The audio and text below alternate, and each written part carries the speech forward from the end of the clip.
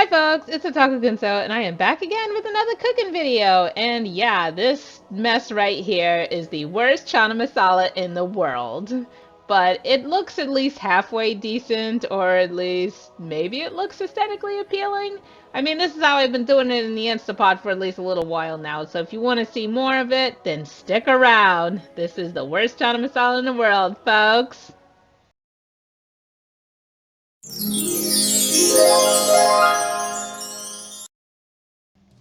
Okay, we're just gonna get right to the point. We got 2 tomatoes, 2 onions right here, right now, and then we got the garlic and ginger paste from Aldi's because that's how we get down right now.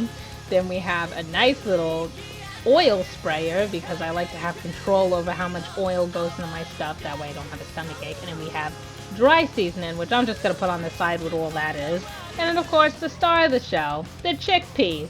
That's what we're working with so far. And we'll just kind of go from there and then see what happens. Now, first of all, yes, I am wearing gloves to cut onions and tomatoes, which I know it seems kind of pointless to literally cut a vegetable or whatever, or cut any kind of vegetable. I mean, I wear gloves when I cut my tofu, or, I don't even care at this point. Not that it's gonna do anything to me, but I just don't like the feeling of stuff on my hands, and then whenever I get something on my hands and I feel like I have to wash my hands, especially if it's sticky or smelly or whatever. I mean, I don't like wet stuff on my hands. I probably wash my hands too much, so like wearing gloves is an easy way to alleviate that. That way I don't have to wash my hands a whole bunch of times or whatever. So that's pretty much that. But anyway, while I'm taking my sweet time to cut these glorious tomatoes and onions right here, I'm actually going to take the time to talk about my spices, which I did put on the side. That's just generally what I use, or at least the spices that I have easier accessible to me. Now everybody has different spices that are easily accessible to them, and if you have more exotic spices, then that's cool. I would like to get a hold of those things, but unfortunately I don't have access to it. Like one of the spices I actually wanted to try, and I don't know if it would be like appropriate to even put it in there, but there's one called asafeta or something, and that's supposed to be beneficial for something. I remember John Joseph talked about it in one of his videos where he said that, oh, like it's for those gassy vegans, which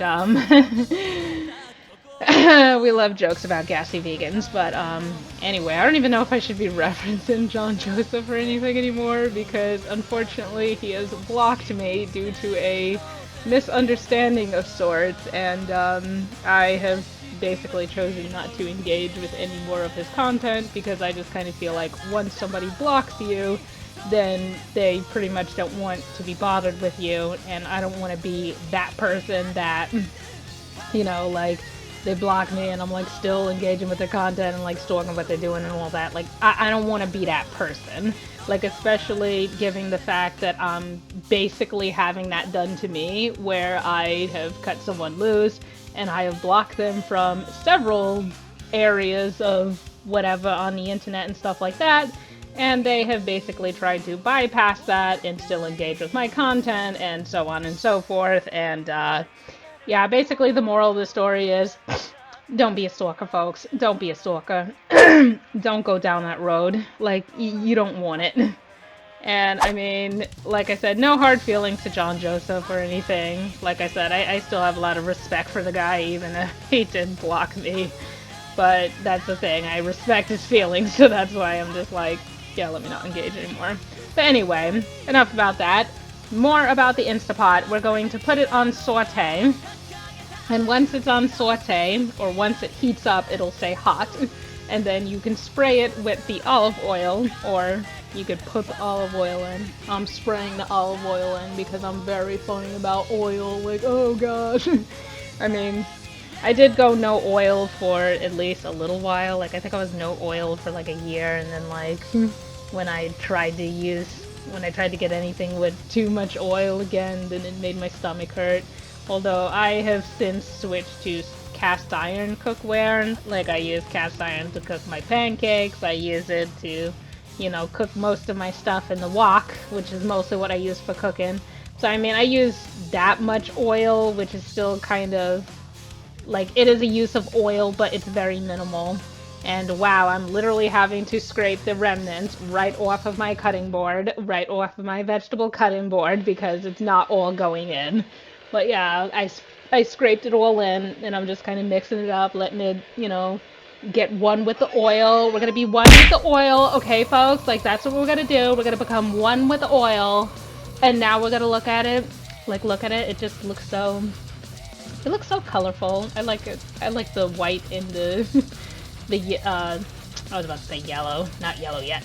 But white and red. Very nice color combination. You could almost make an outfit with that. I mean, goodness gracious. Imagine if you made an outfit based off of an onion and a tomato. Like, what would that be like? That's like, wow, that's like the dumbest thing. Yeah, let me stop. But anyway, after you cook it for a little while, the consistency of both the tomato and the onions should be at least a little bit looser, and look at me doing a terrible job trying to show it. I should have just like tilted the thing forward. I don't know what the heck I'm doing. But anyway, now we're gonna go in with the dry seasoning, and like I said, anyone who knows anything about me knows that I live for the seasoning, I live for the spices right now, and I also like to make stuff very spicy. I actually found sriracha seasoning, and I didn't even know that there was a dry sriracha seasoning, but I use it when I cook my tofu all the time. And like that and black pepper, the tofu comes out perfect. But now we're not talking about tofu, we're talking about this. And so next we're going to squeeze the garlic instead. And since this is a brand new tube of garlic paste, I actually have to take the little thing off and then, you know, put the top back on and then squeeze it in. And interestingly enough, the garlic paste is a little bit thick. I mean, look how I'm having look how I'm having to work for this right now. I'm having to work for this right now to get it out. Come on, get out. Ah! Okay, well anyway. Gotta be generous with the garlic. I mean, I would usually just take it, like if I'm cooking in the wok or whatever, I usually just use it and, you know, take like maybe 6 to 8 cloves of garlic and like squeeze them up in my garlic press and then just like scrape it off like that. But this is a lot quicker, you know, because I want to make things easy for everybody. And then we're gonna go in with the ginger right now. And of course, this is also a new tube. But yeah, like I said, ginger paste, we gotta go in with that. And ginger is actually something that I don't generally get fresh all the time. I do use the powder when I like do my oatmeal and all that in the morning. I use cinnamon, ginger, and nutmeg. And I've actually started using cloves as well as ground flaxseed, which is pretty much a given at this point. But anyway, like the ginger paste is very concentrated. Like it's very strong and pungent, and that's kind of what you want. And I feel like the ginger seasoning, like the ginger powder, really can't do that on that level. So that's why these things are very good. And like I said, I'm not gonna try to kill myself with a piece of garlic. I mean, not a piece of garlic, but like a piece of ginger, and like try to cut that up and like do this and that. Not gonna do it, folks. Not gonna do it. It's gonna take too long. But anyway, I got a nice cup of water right here. And I don't even know how much, like how big that cup of water to say like what it is or whatever, but I just filled it to the top and just dumped it in there. And then the next thing we're gonna do is dump in the chickpeas, because the chickpeas are literally the star of the show at this point. And as I said before, I soaked the chickpeas overnight. And with the Instapot, you really don't have to soak anything overnight like that, but I just choose to do it because I'm so used to doing it that way from years of using a crock pot to like do beans and stuff like that. So that's pretty much the way I do it. So now, look at that. Look how yellow it is. Oh gosh, camera malfunctioning. Okay, so now you gotta take it off saute right now, and then you gotta turn it on pressure cook, which I just I just pressed the beans button, but I'm gonna turn it up to 30, and usually no, not 32, come on, no, 30, not 32.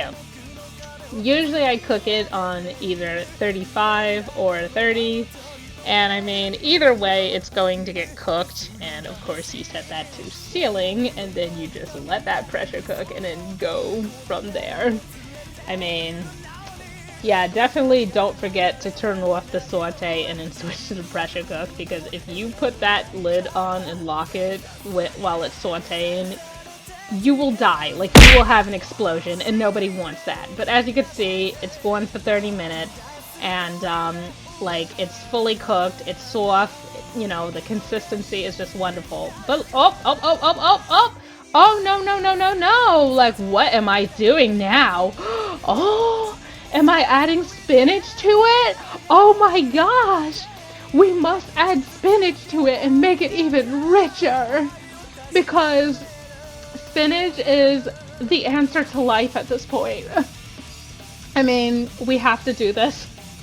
We have to do this. I mean, like, and it's funny too, like, it's done cooking, it's literally on warm setting, like keep warm or whatever, but once you put the spinach in with the beans that are already cooked, the spinach literally cooks itself at this point. Like, all you gotta do is, like, mix it around, and then, like I said, the spinach literally cooks itself at this point. It's pretty amazing. But you know how vegetables are. I mean, you put them in and stuff like that, especially spinach, you know, it cooks down to nothing. You could have like 2 big giant containers of it and it'll still cook down to nothing. I mean, that's just the way that spinach rolls. I mean, kale kind of does the same thing. I mean, that depends on which kale that you get. You know, if you get the, you know, the regular kale from Aldi's, or you get the Trader Joe's kale, you know, where they have some dark leafy greens. Like, either way, they cook down, you know, differently. Although I like the Trader Joe kale. I should have got some of that the other day. But anyway, I'm going to use the rest of the container of the spinach, which was half full, and then I'm just going to use a whole container of spinach again, because I want to make this very plentiful with spinach. And like I said, it actually makes it last longer and stuff. Like, I could basically have like 5 containers of food with this, and like I said, I could either have it with white rice or brown rice, or maybe I might even cook it with a sweet potato or two, because I got sweet potatoes recently. You know how I'm all about those Japanese sweet potatoes. I literally live for that life right now. But yeah, I'm just gonna let it sit in there on warm, you know, for about a minute or so, just to kind of let everything, I guess, cook or whatever. I mean, it's not, like I said, it's not really doing anything at that point. Like, I don't know why, I'm just like taking my sweet time with this, even though I'm just like, I don't even know what I'm doing at this point. But anyway, like, you don't even have to do that. You don't even have to put the top on or anything like that. You really don't. But yeah, it's pretty much looking the same it was a few minutes ago. Okay, but seriously though, just mix it up, and like I said, the beans and the spinach will literally cook themselves at this point, and then from there you have the worst Channa Masala in the world, made by yours truly, and that will be all from me until next time, folks. Alright, later!